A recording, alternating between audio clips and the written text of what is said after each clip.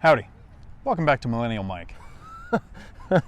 Thanks, Dion. I appreciate that. Hey, so what I wanted to chat with Dion about today, a significantly more experienced real estate investor than I am, with a lot more time under his belt. That's not an old man joke.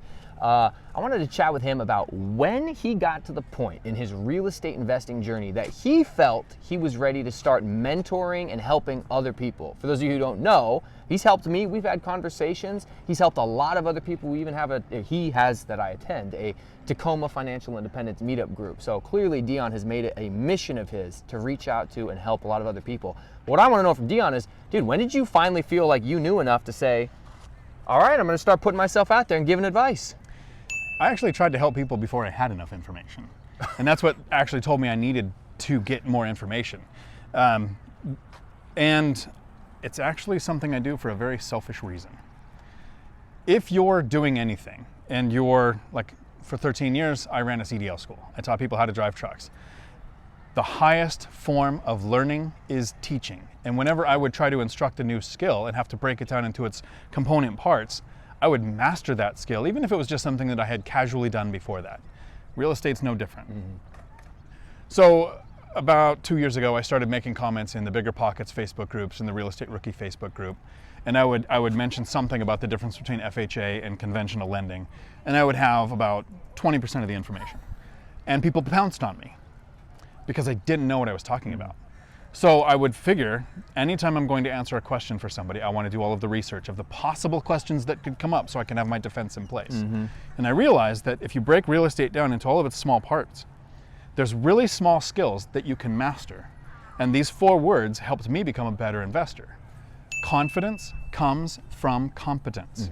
And each skill that I got competent at gave me the confidence to move on to the next thing.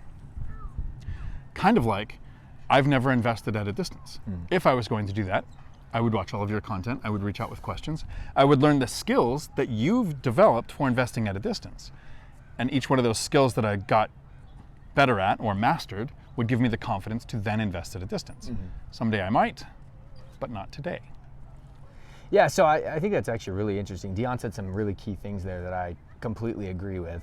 You know, in the law enforcement world, we work on shooting. We work on movement through a building to make sure that we don't, unfortunately, get taken out if we're looking for a bad guy. In the sports world, I played a lot of soccer and played things like basketball. You work on your free throw, you work on dribbling, you work on rebounding, you work on your fitness. There's a whole bunch of different aspects that go into being a successful athlete that you have to work on. Same thing with real estate investing. Networking is a skill.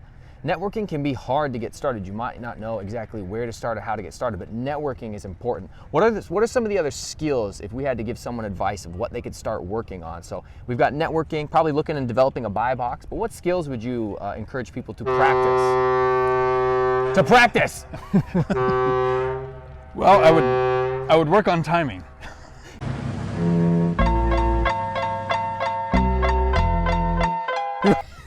Yeah. Yeah, wait, are you suggesting we should time the market? We should time the market, Dion? No, actually, you heard it here first, did folks. a live stream on not timing the market. So I would break it down into the 6 steps that it takes to get into real estate and figure out which of the skills that you should be focusing on now. It doesn't do you any good to figure out how to find a real estate agent if you haven't learned how to save. And saving means increasing your income, decreasing your expenses so that you can save. It's not just not spending money. You want to figure out ways to increase your income too. That can be overtime, changing jobs, side hustle, investments that produce cash flow. The second thing is to work on your credit score. So if you take the time to educate yourself on the skill of improving your credit score, more options open up to you. So saving, credit score, talking to a lender to figure out what things you could be doing to improve your odds of borrowing the amount of money that you need to for the investments you're looking for. Those 3 things you can do before you've ever looked at a property, before you've ever set up an auto search or talked to an agent. So you can actually get the confidence to know, I have the ability to save now. I'm not spending more than I make. I have the ability to get my credit score to where I'm going to get the best interest rates, best loan options, so that when I talk to a lender to learn what the next skills that I need to work on are, that's like a year's worth of work right there for the person who's never even looked at buying a rental yet.